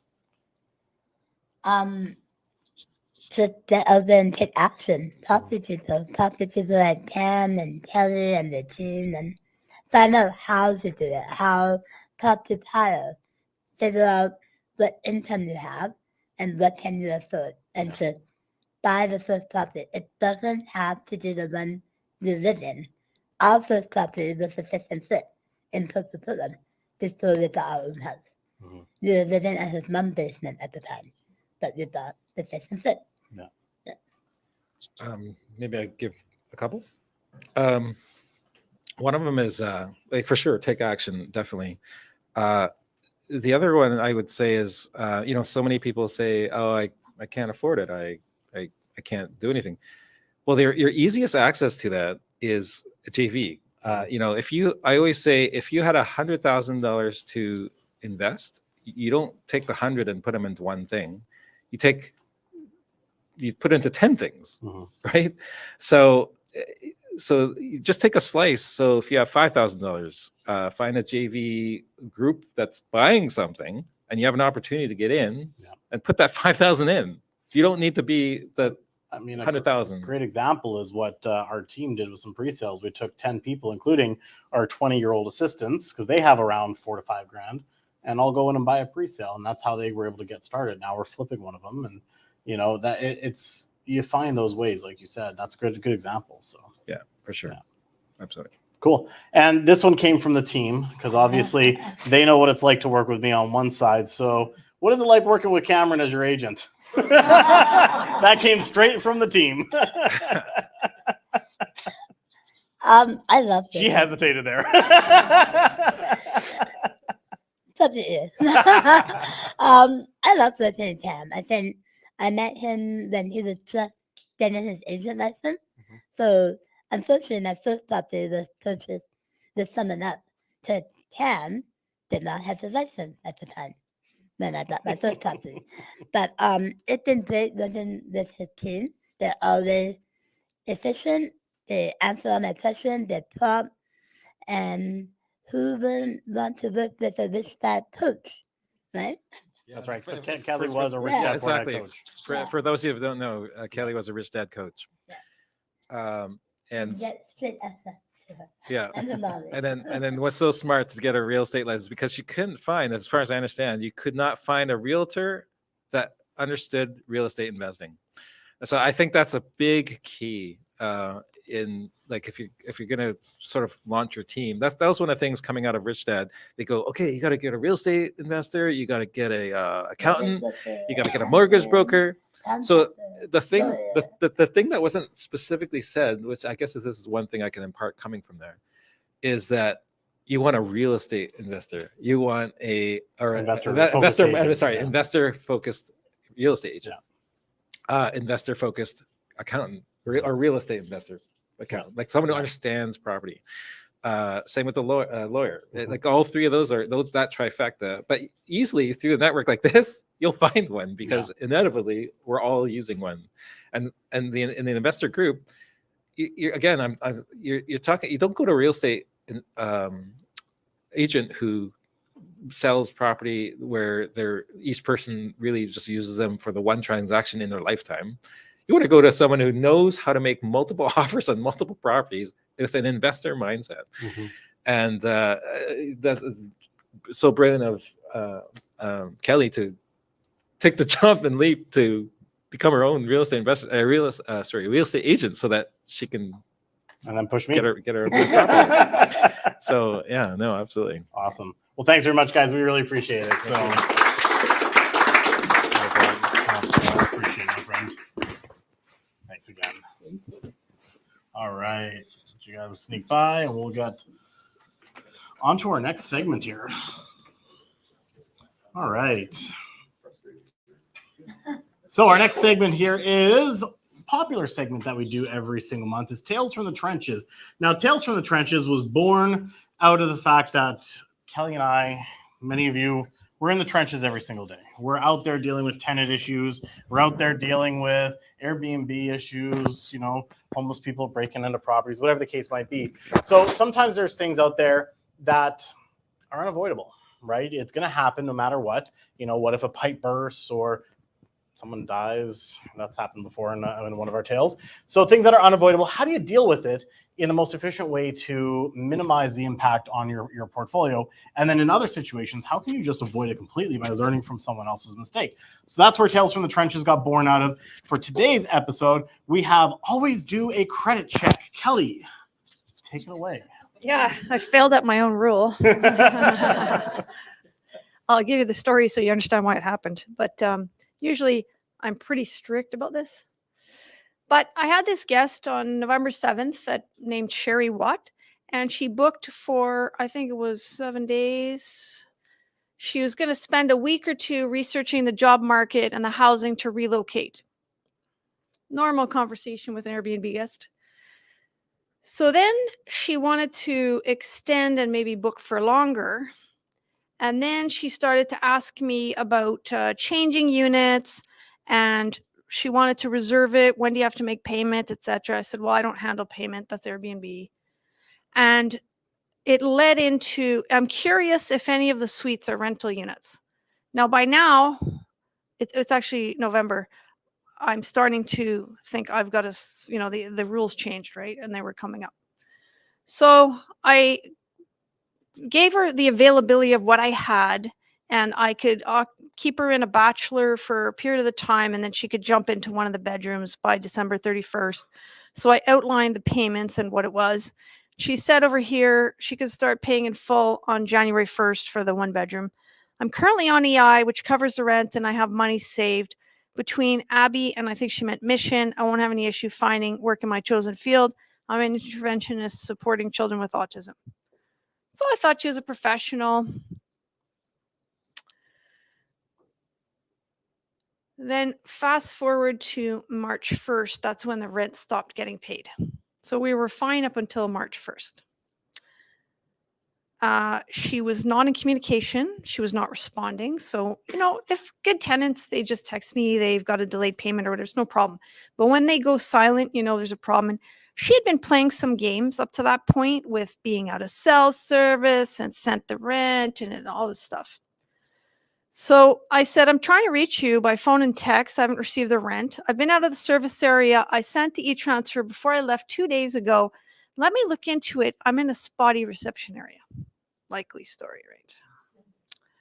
So immediately I move into notice to end tenancy by the 2nd. I don't mess around with tenants because I could see a mile away she was going to be a problem.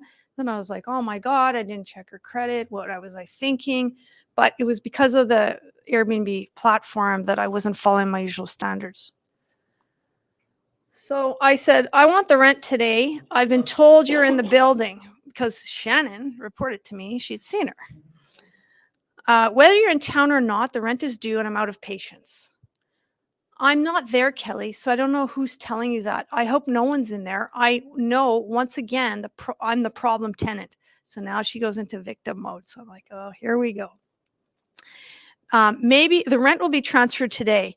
I don't know. Maybe I've taken on more than I can handle with the rent that's high with my car payment. I'm somewhat doing it, but not without a struggle. So I thought this is going to escalate fast.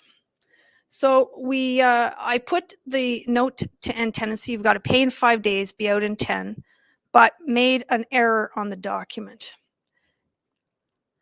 So I knew that around the 10th, I was already adding up the 10 days. I was potentially going to have a problem. So that's when I contacted Jim and Anna from CTI, because they're the experts for evictions. And I told Anna, I need you to take over right away, because, you know, when it's my own properties, I just can't think straight and I get really mad. So it's better to just pay them, handle it efficiently. Well, the first thing they notice, they pick up the problem with the name on the form. There's an error on the form. Plus we look on Facebook. Her name is Sherry Watkinson. So Jim tells me that's why you need to take a picture of their ID when you do a lease. And I was like, yes, Jim, thank you for that. But can we just carry on now with what we need to do? So having a conversation with Anna, we were trying to figure out what to do, because she had been spotted in the building, right, Shannon? She was kind of sporadically showing up now. So we didn't know what was going on in the unit. So Anna says, well, you know, you can change the locks as long as you post a notice, say your key wasn't working, and do what's called some kind of occupancy check. So we get schooled by Anna on how to do this. And Shannon, well, you want to come up here? I knew she was going to get really mad too about the fact that we changed the locks. She did. So You took care of it. I did. So what happened? You went in the unit and you took a quick, like, 3-minute tour into the unit. Yep. There was smoking in the unit, drug paraphernalia, just a general mess. I just reported it back to Kelly. There was moldy food in the sink. It looked like she hadn't been there for a while, or at least did any housekeeping. So I just reported back that she may be coming in and out, but she's not living here. So then the next episode was she showed up and couldn't get in. And then she started texting me, and I gave her your number. Thank you. So she started contacting you, and then you couldn't coordinate with her. Something happened. And then before we had the chance, she was on the phone with RTB, and RTB was calling me. I thought I better not answer that call. So it went to voicemail, and they gave me a threatening message that I had to call immediately. So we both called Anna and said, Anna, help, RTB's calling, and you need to handle it. So Anna called RTB, and they gave us like a half an hour to get over there with a key. They said, you need to be there by 11 a.m. with that key. She needs to access her unit. So you went. Now tell us what happened. I went. She was, I think, an hour late to show up. She clearly didn't work with autistic children at all. I had requested to see her ID. She wasn't very happy about that. I checked. That's when we saw the Sherry Watkinson. I took a picture of it. I gave her her key. She had a little bit of lip. I just wished her a lovely day and carried on. And then more problems. She's constantly texting and calling, and 1 o'clock in the morning, 2 o'clock in the morning, 6 o'clock in the morning, just gibberish. Was she asking for something? Or? She was constantly asking about, I can pay the rent. Why are you being so rude? I would send you the money right away, but you're being rude, so now I'm not going to. And then it was later on, can we come to an agreement on when I'm going to move out and how it's all going to work? So then I passed the ball back to Kelly and Anna. Yeah, and that's, yes. If you rented to Sherry Watt and her ID showed something else, she's not the tenant anyway, so why would you ever give a key back? Because you collected rent. So now we there's- collected rent originally from from. Sherry Watt. Yeah, but that's semantics at Doesn't the work. RTB. Yeah, the notice to end tenancy would be invalid too, because it's not the right name. Like, anyway, Jim, at this point, you know, he's like Columbo. So Jim started calling her, and she agreed to meet with him, I think. And then Jim started throwing around, well, what was the issue? She couldn't pay for a U-Haul to get her stuff out. So then Jim said, well, if I could find a way to maybe get some money for you for the U-Haul, would that work? And so she did agree to that. And she said it was $335. So I thought, well, this is a good deal. I got to get her out of there fast. So it was Easter weekend, and she was going to take the 7 a.m. ferry. She wanted the money first, and Jim said, no, it doesn't work like that. We need the keys first. And he probably got her to sign a mutual end of tenancy too. Anyway, so the only time she would meet him where it would work, so she'd get to the ferry, was like 3:30 in the morning on a Sunday morning. So Jim drove over there at 3:30 in the morning and gave her the money and got the keys, and that was the end of it. Thank God, on March 31st. So, That's actually not that bad. it's not bad when Jim's on the scene, but if you're trying to handle this yourself, it would take, some time and a lot of frustration. So Yeah, thanks. I just used Jim to deal with tenants warring above and below. And he says he's never encountered two tenants completely complaining about noise levels against each other. And I know he must have delivered the notice to the basement tenant, because I got an email this morning, which I decided I'm not going to ruin my day and read this. I'll read it later tonight when I go home. But yeah, he's been invaluable. Yeah. So thanks for that referral. it's well worth the money. Yeah. All righty. Thank you. The tail from the snake.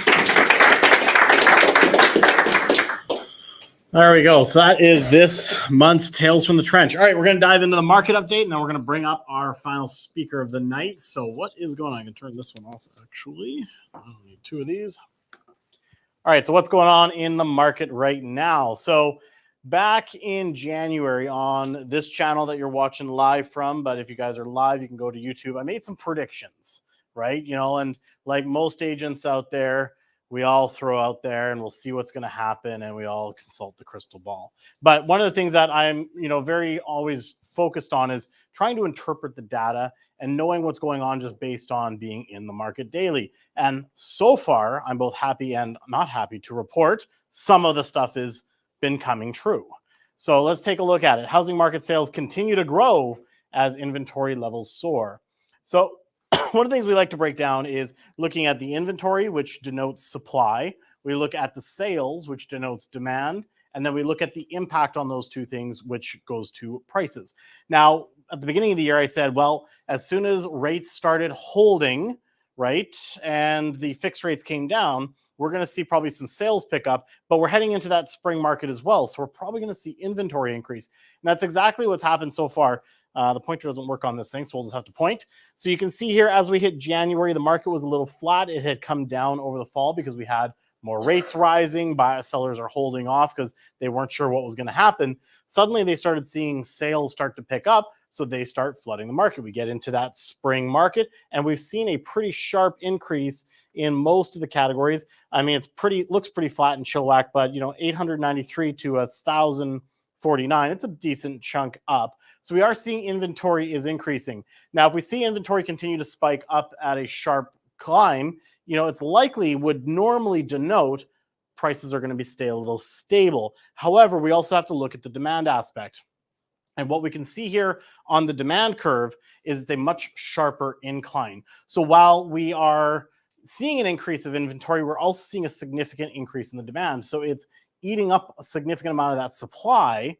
And if that trend continues, we'll absorb a lot of that leftover supply that's been building up in the market, and we won't be able to keep up with the new inventory hitting. Suddenly, we're going to start moving back into that seller's market. And of course, when we hit seller's market, what happens to prices? They go up. And we are already starting to see that trend already start as we head through this market. You can see here, last March, it was actually pretty busy. Those of us who are agents in the room, it was pretty busy last year. We saw prices come up. They came back down a little bit, stabilized, and already they're higher than they were, this time last year. So the average property is up, what's that, 50,000 almost in the Greater Vancouver. You're a little over 100,000 in Fraser Valley, and another 50,000 or so in the Chilliwack District. So prices are on the rise. And I think as we continue to see that sharp increase in the demand curve, we're going to continue to see that start to go up. So what does that mean for us as investors? Well, we typically want to get ahead of these things, right? If we interpret the data and we know the market's starting to pick up, maybe it's a good time to lock some properties down, get into the market, pick the right strategy, of course, that makes sense for you to be able to hold on and ride through things. But, as soon as those rates go down, what do we think is going to happen? Right? Demand's going to really pick up because I think there's still a lot of people sitting on the fence waiting for that because they're not paying attention. Those with good mortgage brokers are probably saying, hey, you can probably get into a fixed rate now for a pretty decent, price. Maybe you should go in, lock in, buy your property. We're seeing that conversation starting to happen. And I mean, Kelly has been absolutely swamped right now with buyers. Like I don't see her in the office anymore. She's just on showing tours all day long. I just work with sellers now, apparently. So, all right. Let's talk about some of the sub markets here. Now, again, it's very important while you're analyzing what market you're going to go into. There is so many micro markets that we have to look into. And that's why when you hear the news and they say the Canadian real estate market doesn't exist, right? There's the Chilliwack market, there's the Maple Ridge market, there's the Mission market. And even in there, there's this, the neighborhood markets. And then even in the neighborhood markets, you got condos, townhouses, detached. Is it a 3-bedroom versus a 4-bedroom, right? So things do move very independently. This obviously is a large overview. So always take that with a grain of salt. You got to look at the individual style properties you're looking at. However, detached properties have reached an average of $1 million again in Chilliwack. I was saying this in 2022 before the market turned. I was like, holy crap. Can't believe Chilliwack's average is $1 million. We've gotten back to that now. The days on market is decreasing, showing that sales is definitely picking up and inventory is up. So you can see 33% decrease on, so things are selling 33% faster. We are up on the inventory, but if that demand curve keeps going faster than the inventory, we'll see that pressure. It's up 14% over last year. Townhouses up 14% and condos 14%. And there's not much for condos available right now. Abbotsford market averages 1.2. Up 7.8%. Inventory is up. Days on market down. Same with townhouses, 12.6%. Inventory down slightly in that category. Only 108 townhouses on the market. Definitely when we talk about that missing middle, townhouses does equate some of that. And we could definitely use a lot more in that category. And condos are up 14.8% and inventory up slightly. And, days on market, pretty flat, 3% increase.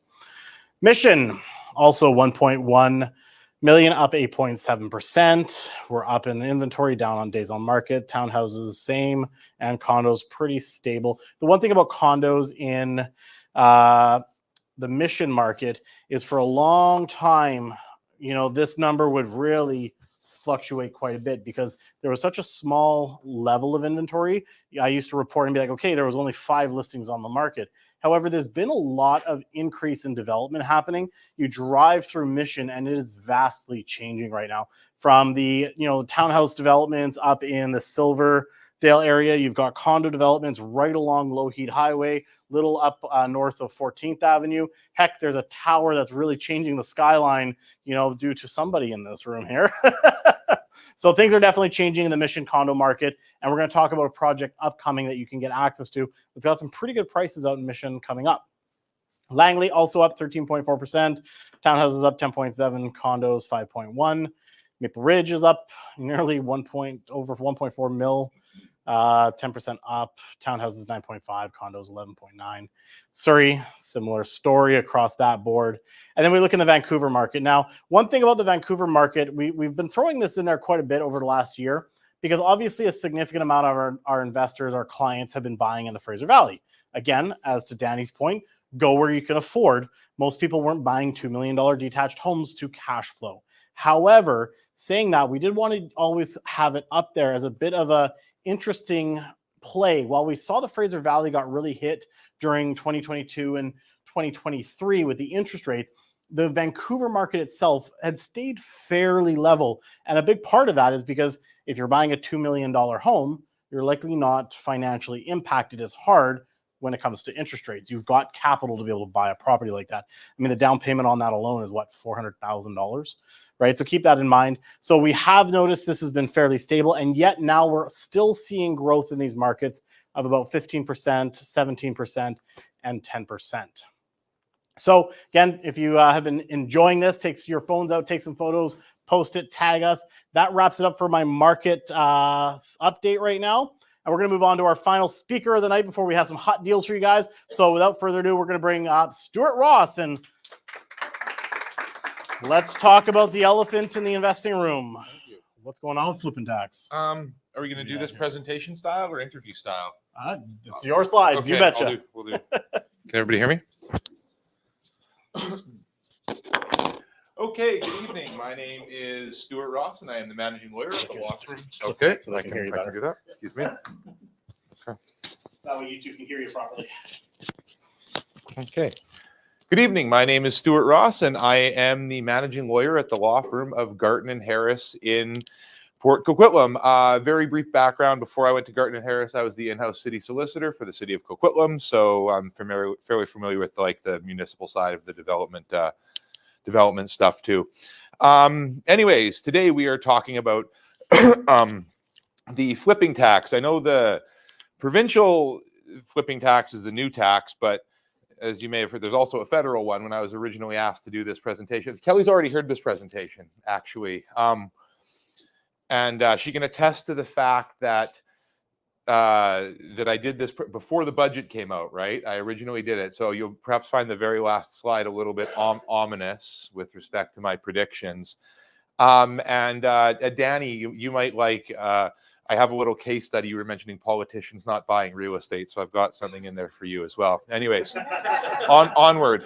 Okay.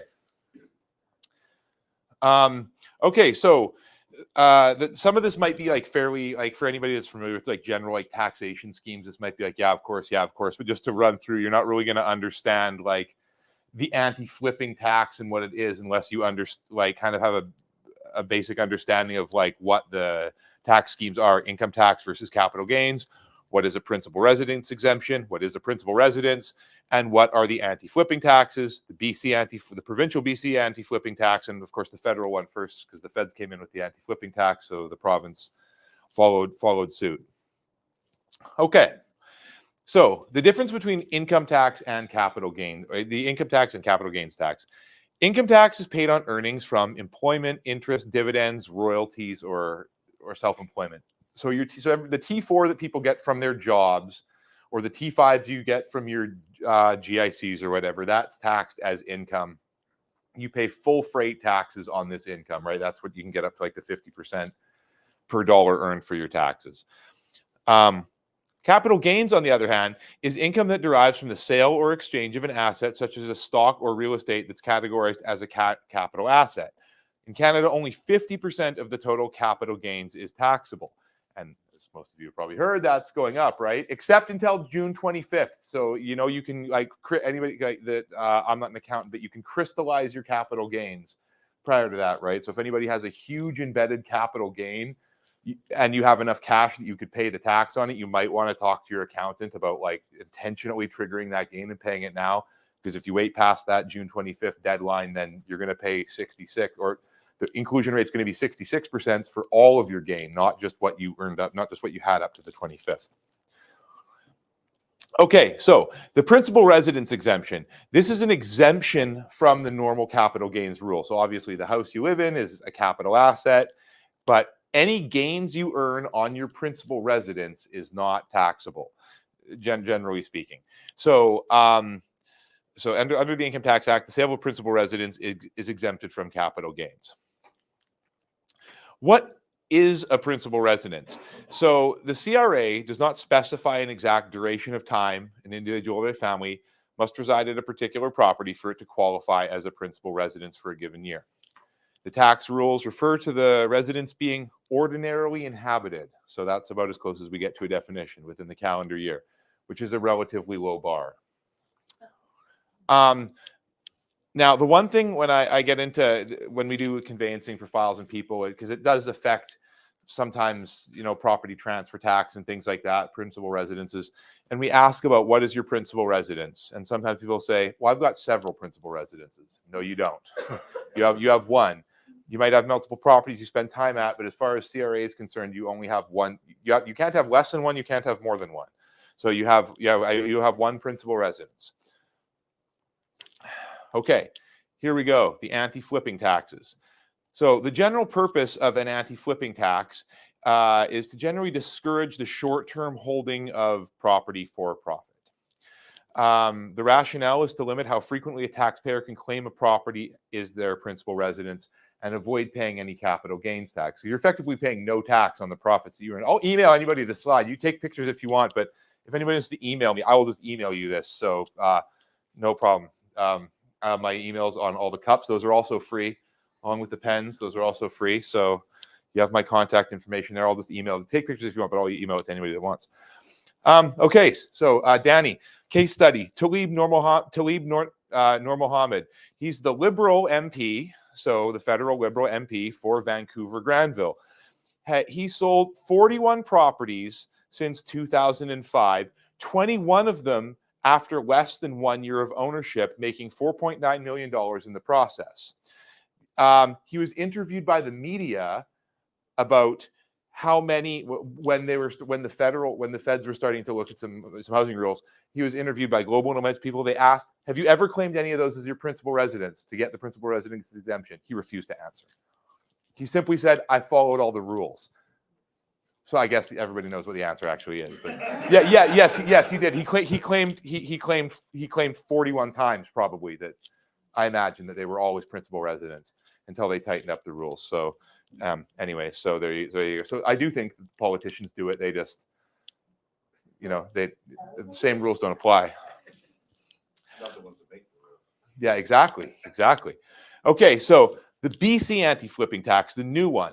The BC anti-flipping tax is imposed under the Residential Property Short-Term Holding Profit Tax Act. So they spelled it all out in the title to the act, I guess. So the BC Act is set to take effect on January 1, 2005. That's the effective date. If you sell your property after January 1st, 2025, income earned on the sale of the property may be subject to the tax if the property was owned for less than 730 days, i.e. 2 years. Any residence. Any resident. Any property. So if you buy for your own principal and sell it for less than 2 years. Yeah, because then that's the idea. Yeah. Even in the old days, it was if you moved for a job or you moved. There are I will get to some There are some exemptions, and they're similar for the federal and provincial scheme. They're very similar. Basically, things that are life situations beyond your control, kind of thing. Moving, divorce, things like that. But I'll run through a couple. There are a few, but yeah. The taxable income is calculated as your proceeds from the sale of your property minus the cost to acquire the property. So the general way you would figure out your net returns on the sale and any eligible costs you buy to improve the property while you owned it. The tax rate is 20% of the income you earn from a property sold within the first year. And after that, there's a sliding scale. So the tax has a sliding scale. If the subject property is sold after 365 days, there's a formula that shows you can find out exactly what it is. But it has a sliding scale between 1 year and 2 years. So it goes down. If you've owned it for about 18 months, you're going to pay about 10% tax on it. And it expires after 2 years.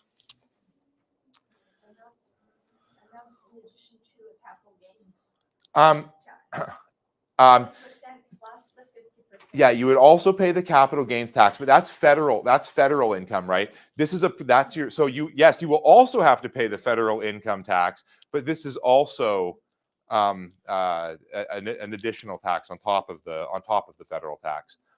So the Canadian federal anti-flipping tax came into effect on January 1st, 2023. The new rule, this is under the Income Tax Act, the new rule deems profit from a flipped residential property as business income to target individuals that misclassify these profits as a capital gain. So back to my very first slide where I drew the distinction between capital gains and income. A capital gain is obviously taxed. You only pay on 50% of the gain, now 66%. So, but now they're saying you pay on all of it. So full freight income if you sell within the 2 years. So that's the other distinction there. So within the 2 years, you don't even get the capital gain benefit. They just say that, well, that's included in full freight income. Flip property is property that's located in Canada and was owned by the taxpayer for less than a year. So with the feds, it's one year is your threshold. So if you make it past the 1 year, you're still going to have to pay a partial BC exemption, or capital flipping tax, but not the federal one. Here's some of the exemptions. So there are some exemptions which apply to both the BC and the federal anti-flipping taxes. These exemptions are more personal in nature than commercial in nature. So not really how you structure it tax-wise. Some of the anti-flipping exemptions include situations where residential properties were sold on account of divorce, foreclosure, related party transactions. For example, if you transfer to a property to your kid or something like that, the sale of estate property, involuntary termination of employment, like getting fired, I guess, or serious illness or disability of the owner. So those are the exemptions in there, where you can avoid and they're not exactly the same, but generally pretty aligned for the feds and the province.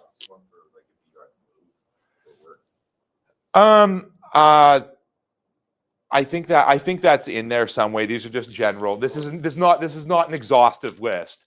There are others in addition to this, but this is just the kind of general flavor of what the exemptions are. I'd be 99% sure that being required to move from work would fall into the general involuntary termination, required to move kind of camp of things where you wouldn't actually have to pay it. But this is the kind of flavor of the exemptions.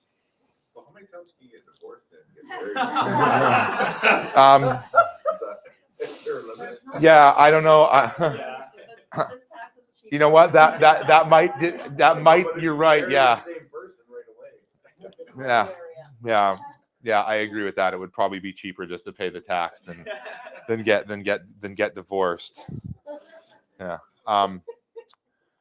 Okay. Thoughts on the future? Kelly can verify. See, I said this pre-budget. Okay, there's been talk of the federal government increasing the inclusion rate on capital gains. The president's payable on 50% of the capital gain. The inclusion rate was 66% in 98-99. It was 75% from 1990 to 1999. So it does change from time to time. It's been at the 50% for about 20 years, but the country's broke now, so they up it. Whether they up it again now, I don't know. But so that was kind of my ominous. So let's hope I'm not right about the last one, that there has been talk about the federal government removing the principal residence exemption or trying to claw that back in some way, right? So to say that even your house, you have to pay tax on it just like anything else, because, I heard that Trudeau did a study at UBC in 2018, 2019. Mm-hmm. So in 2020 and 2021, I sold like 10 properties, including my primary residence. Started moving money out of Canada. Yeah. Because I based it completely on, if they're doing a study at UBC, then it's only a matter of time. Well, actually, I'm probably going to misquote it, but income, foreign investment in Canada has been going down for down and down and down for however long. I think the last 3 months, I'm sure somebody will correct me, that over the last 3 month period, it's the first time that there's actually been a net loss. There's been more money leave than come in. It's been like the money coming in has been going down and down, but actually there's the first little segment where we've been at a net loss, more money left than came in. So, and increasing the inclusion rate's a good way to spur that along. Ultimately you can never tax the rich because they can move their money. So Yeah, exactly. Middle class get taxed more, and rich. Yeah, or the ones with blind trusts or whatever, things like that. Anyway, so yeah, that's and the only other thing is there people always ask, next week, well, how do we get around this? How do we avoid the anti-flipping tax or something like that? Yeah.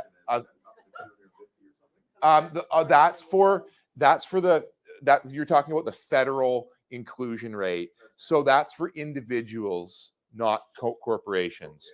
So if you have anything in a company, then no, you start at $1. There is the whole talk to your accountants if you have anything with a big embedded capital gain. You don't actually have to sell it, by there's an election you can file, I believe, where you can just basically say, okay, well, I will deem it sold now and pay your gains now, and you're only going to pay on the 50% inclusion rate, not the 66. You'd have to have the cash available to pay the tax, but if you have a huge embedded capital gain, then it might be worthwhile to chat with your accountant about doing that. As far as the people that are looking for just like, well, what if I want to flip properties within 2 years to avoid this BC thing? I mean, since there's like no real decisions out there or tax decisions on it, everybody's kind of guessing right now what would work, or whether they're going to say, no, that's anti-avoidance or anything like that. But the only real solution I've been able to come up with would just be to put it in a company, right? Because then, not like, same with people avoid the property transfer tax. So then you can sell the shares of the company and you're not really disposing of the real estate aspect of it. So, which means you'd probably have to have each condo in a separate company or something like that. It's very common for commercial units and stuff. People will put them in separate units, but for residential, it's not necessarily common that people would put every unit in a separate company or something like that. So, but other than that, we're just going to have to wait and roll out and see what's accepted, what's not accepted for avoiding the tax. Just more as long as you're aware of what you can get hit with. Any questions? Yeah. I think I missed it where it said, for pre-sales, is it from the time of signing the contract or the time of taking the possession? Time of signing the contract. Time of signing the contract. Yeah. So that's when you acquire the pre-sale. Otherwise, it's like your closing day. And then once you close on that property, it resets, or does it continue forward? For that person, it doesn't reset. So if you buy one a year in advance, yeah, and then you get it after a year, and then you sell it after, now you've met your 2 years, right? Because 1 year prior when you sign the contract, and then 1 year after you owned it or whatever. But if you assign it, let's say 18 months, you'll pay a tax, and it starts then for that person 2 years from there. Yeah. And you could and you could, if you have like a tower or something like that, you might have money into it prior to, right? Like for like 4 years, because they take forever to build, right? Yeah. So pre-sale starts from the day you do the pre-sale. Yeah, for the counting 2 year, for the counting 2 years. So invest in towers. I'm just kidding. Yeah. Okay. And yeah, any questions? Yeah. Oh, yeah. So we have a 20% living taxes by BC. The federal, yes, if it's within the first year, and it's not an additional tax, it's just that they don't, like, they count it as regular income. Like, like on your regular paycheck, if you're at a high enough bracket, you get taxed like 50% on the whole thing, right? Like, so that's what it is they've said if you sell a property within a year, you don't get like full freight income tax. Yeah. I think there's another question back there. Yeah. Sorry. This is about a 6-year rule. There's not a lot of information about it, but look on your face. 6-year rule. Federal 6-year rule. Oh, is this the reserve? I'm not sure. You designate a property as a principal residence, provided that you have no other principal Mm-hmm. residence. You actually rent out the property, and you can do that for up to 6 years under certain situations. I'm not too sure about that. Yeah, I don't know. You can ask ask your accountant. Yeah, the questions like that, I'm not too sure. Ask the tax advisor. Most of the things I deal with is usually about like upon closing kind of thing, right? What is it upon closing? And generally speaking, as far as tax advice goes and things like that, I know just enough about taxes to give bad advice. So so I mean, anything like that, talk to your accountant, right? There's With this capital gains tax, so if I have property that I want to sell to my clients at this point in time, and if I sold the whole thing to them, yes, I'd be over the 250 threshold prior to June 25th. Is it possible to sell 50%? Yeah, you can. And then pay the capital gain on the 50%, and then next year sell the other 50%. Yeah, I don't see why you couldn't do that. Okay. Yeah, I don't see why you couldn't spread it out like that to lower it for each year, right? Each taxation year. Yeah. And you can do it as long as like they're your family, because you Yeah. can't do that easily with family, right? Yeah, exactly. Well, and there's also other things too. For example, like if your family's actually residing at the property as well, then you can save capital gains as well, right? You can, or excuse me, property transfer tax.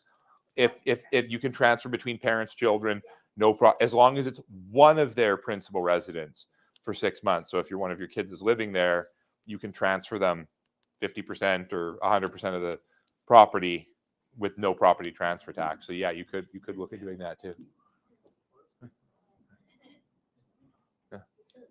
This probably make doing some creative financing options like vendor takebacks maybe, attractive as well, because they can defer taxes that way as well.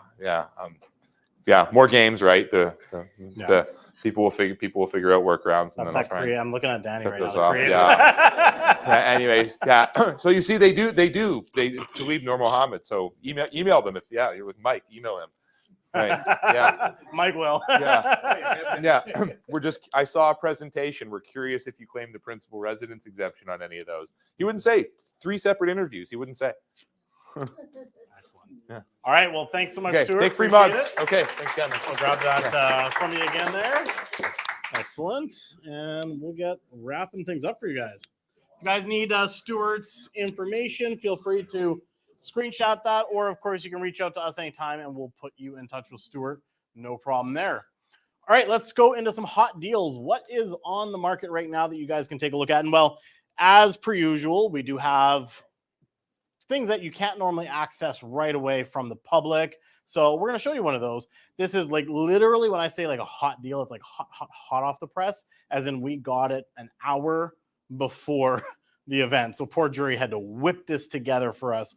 But we got a new project coming out. This is in the city of Mission. This is the Montgomery by Redicop Fay. This is a developer that we've done quite a few sales with. We really do like them. They got some really nice quality product.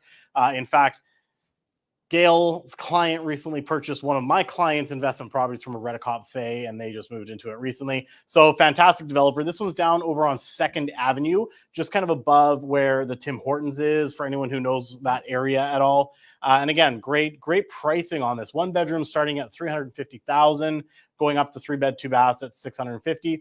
They've got a $1,000 GST plus GST promo for the assignment fee. So $1,000 only versus the typical 3%. Deposit structure is 5% within 7 days of writing your contract, and another 5% within 90 days. And estimated completion on this is fall 2026. We do have pricing and we can take reservations tonight. And if you guys are interested, just let us know. We can get you all that information right away. And again, this is where the project is. So if you're familiar with Mission at all, you've got Lougheed Highway right through here. You've got the Tim Hortons, and you're just up and around the other side. So a lot happening. In fact, your building's not too far away from that as well. There you go. So you can see that area of Mission is gentrifying quite rapidly.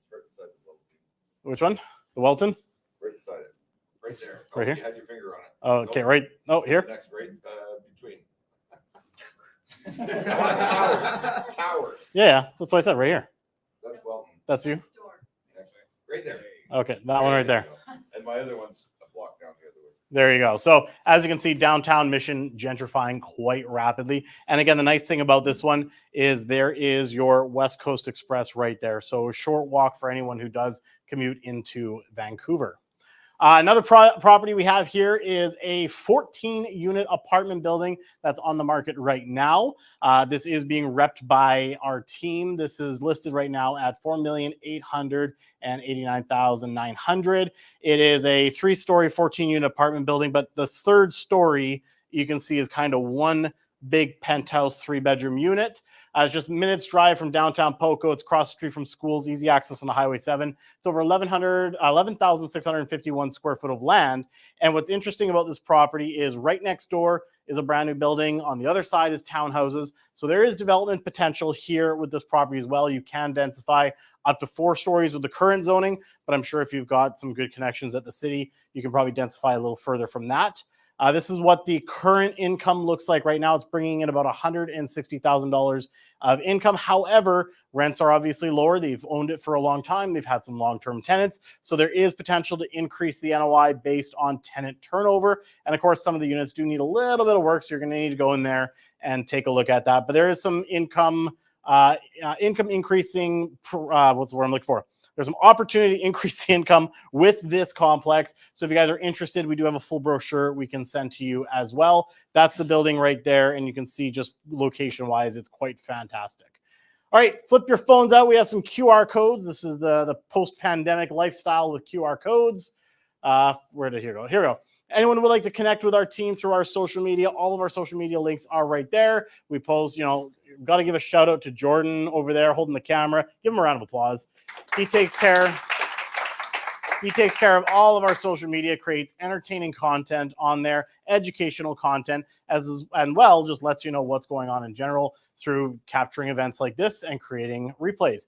I ask that you do as well go to youtube.com/Cameron Manning, or you can scan here. If you subscribe to this, you'll also be able to access all the replays from all of our past events. All you have to do is go to my channel, go to the live tab, and you'll see all the past recordings. So if you want to catch up or you missed something or someone said something you want to re-listen to, you can absolutely go check it out there. I do have a goal to get to 500 subscribers by the end of the month, and I am 3 away. So who wants to be my next 3 subscribers? So please help me out here.